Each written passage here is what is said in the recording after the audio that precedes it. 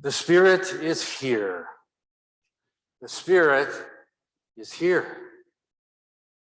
Those are the words that some Jesuit missionaries in the 16th and 17th centuries said when they were sent to China and Japan and the Mughal courts of India. And they didn't expect to say it, and they didn't really want to say it, because what they found there was vast civilizations of millions of people who had never heard the gospel and who had never heard of Jesus and who were not part of the church. And yet, they had to say, the Spirit is here. The Spirit is here. And one of the reasons they had to say that is because it didn't take them long to recognize that they were in civilizations that were more well-ordered than the Christian civilizations that they left in Europe. That they were more well-ordered and people were living lives of high, noble, ethical values, of great learning and great art. And they realized that those civilizations that they went to evangelize, some of them were way better civilizations than the ones with the Christian kings and the Christian princes who were pretty corrupt that they came from. St. Francis Xavier, the greatest evangelist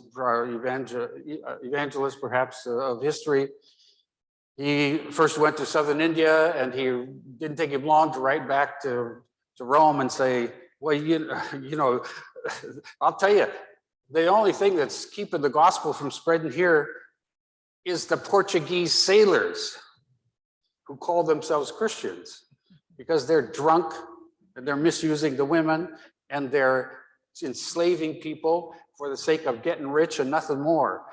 They're the ones who are keeping the gospel from being spread in this country, in this culture. And so what they had to say was, the Spirit is here.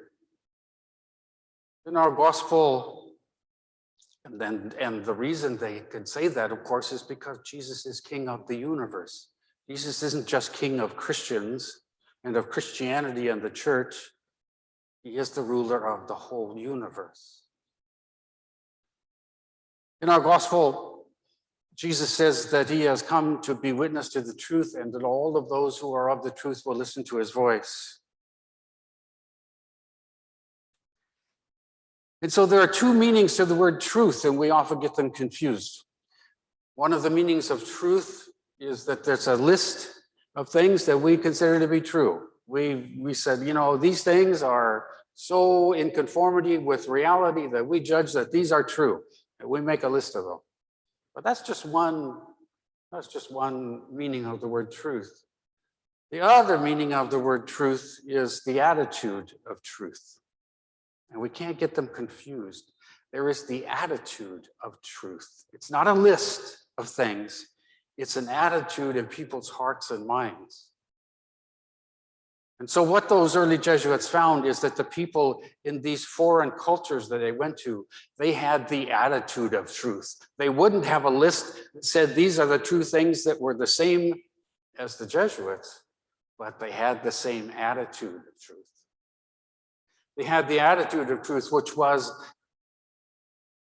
a deep yes that they had said deep in their hearts to live by the truth instead of by error and by distortion and filling their lives and their world with things that are misinformation and lies.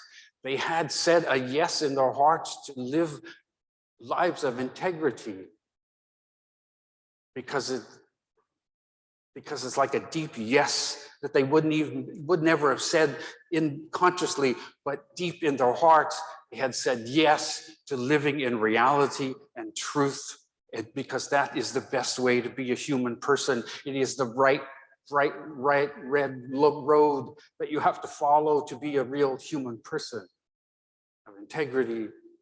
And they had said yes to that deep in their hearts and in their culture.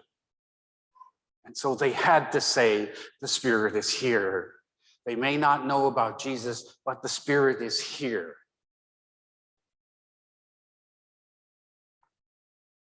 We will meet people in our own lives, especially in this country, who say, well, I'm not religious, I don't go to church, but I'm spiritual. I'm very spiritual. And what people mean when they say that is they mean something like this. I want more out of life. I want a richness and a deep and a depth to life that I'm not finding. I want something more, some richness and fullness out of life. That's what they mean.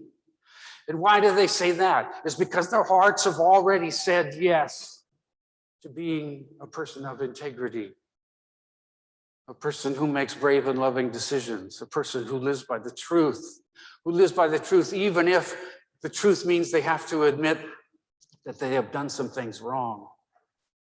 But at least when they've done that, they can live centered in reality instead of living in a fantasy world. And so what we have to say about people like that is the Spirit is here, because no one can do that without the Spirit of God. And so what our Jesuit missionaries so long ago, what they finally realized is helped our church come to what it believes nowadays, which is that the Spirit of God, and I've said this so many times, the Spirit of God is the first gift to all people. But the Spirit of God is not only a gift to all people, it is a gift to all cultures and all way of life, all ways of life.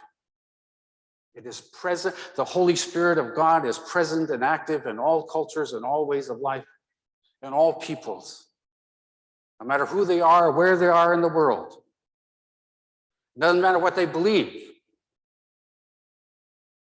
What matters is, have they said that yes deep in their hearts that says this is the way to be the best human person, is to be a person who lives in truth and reality, who makes brave and loving decisions, but who lives in the truth.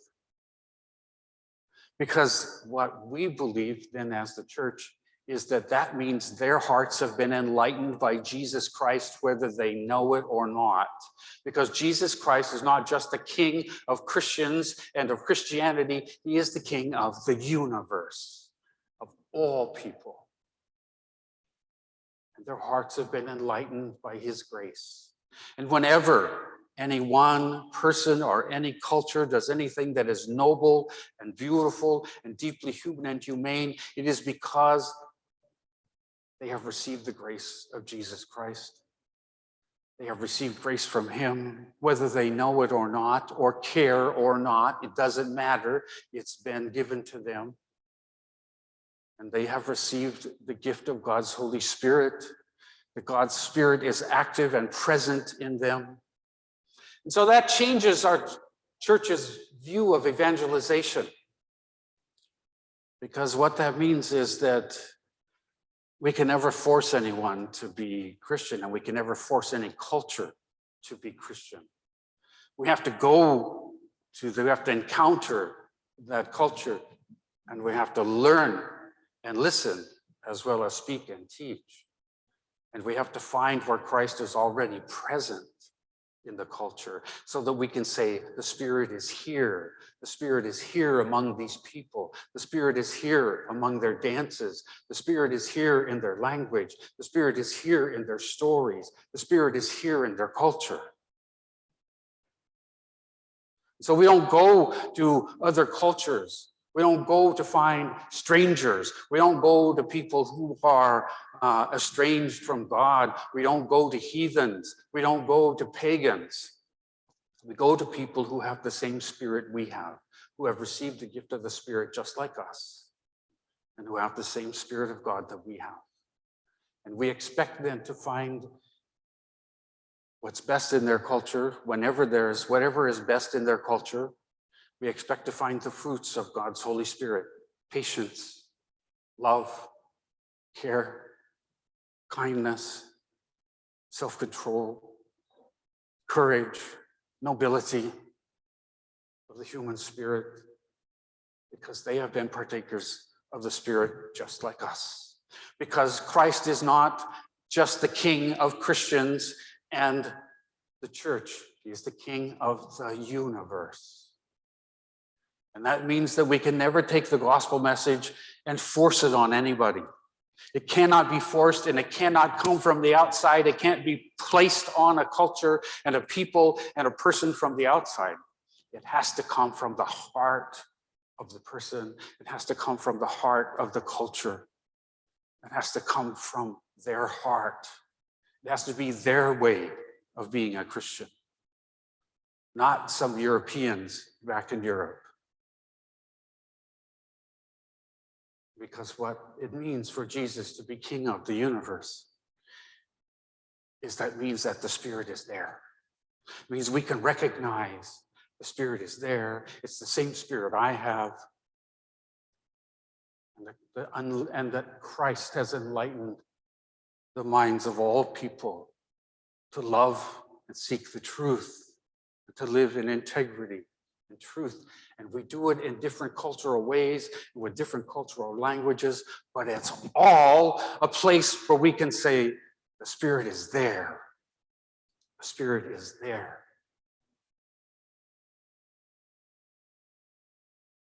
A couple of weeks ago, I received from Leaf a list of all of the priorities that the leadership group that had met.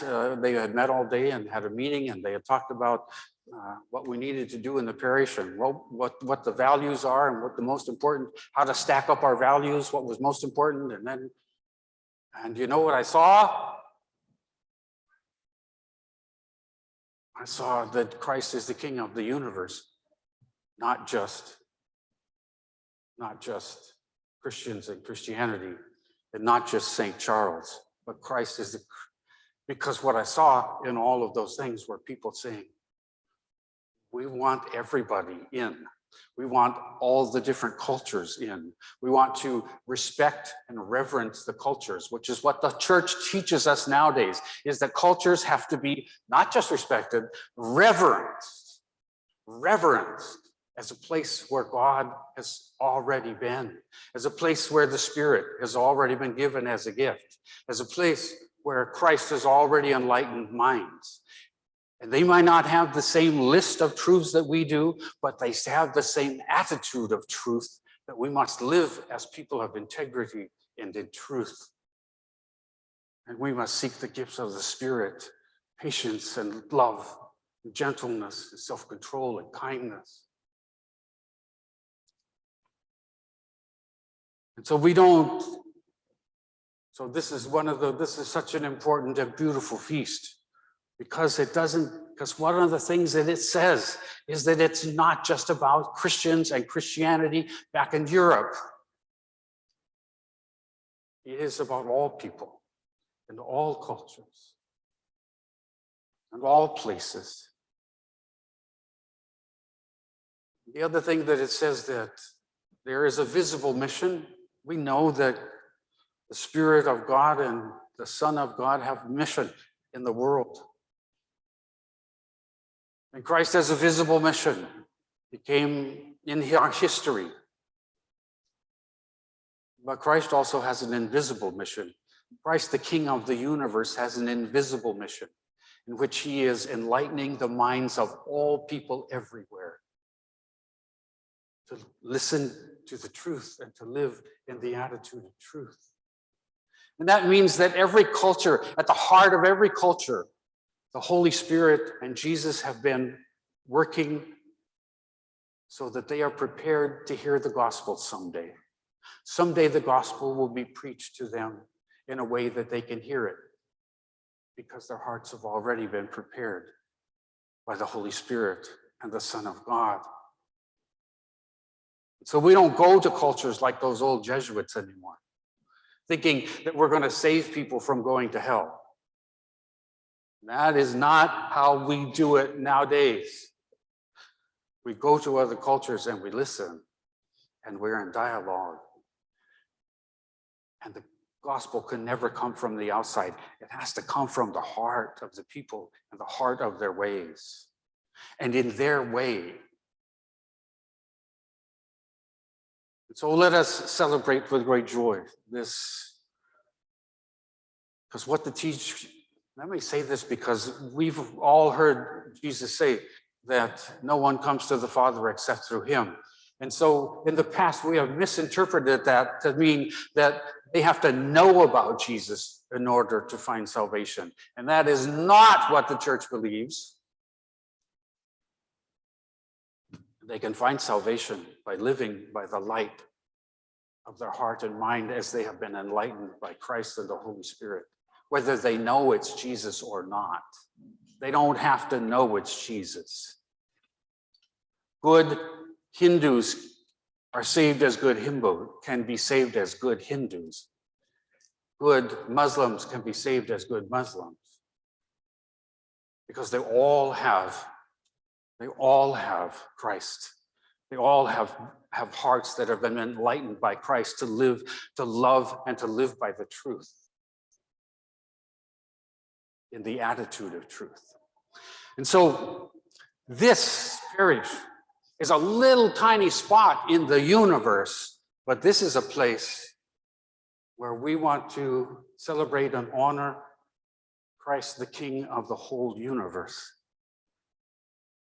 It's a place where we want to reverence cultures and find Christ there so we can say, the Spirit is here, the Spirit is here, the Spirit is over here, the Spirit is over here. So let us come to this table as one people who have the gift of God's Spirit and the gift of Jesus Christ working in our hearts. Let us come and go deeper into loving him as King of the universe so that we can continue to say right here at St. Charles, the Spirit is here. The Spirit is here.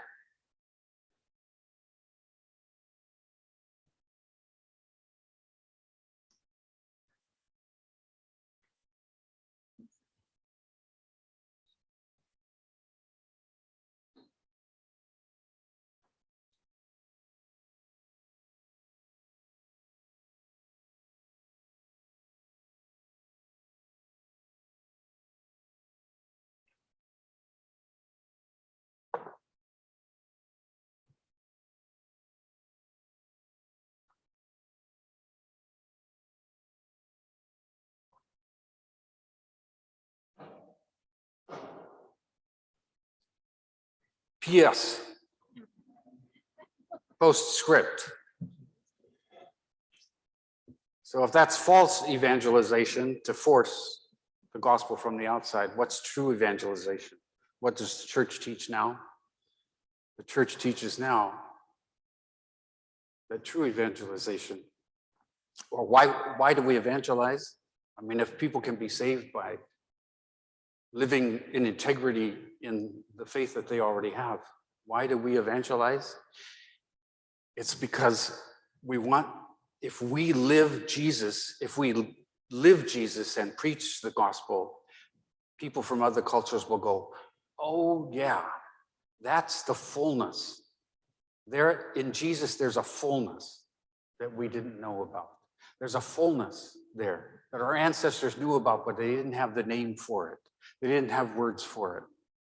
In Jesus, there's a fullness of what we already knew was the right way to live.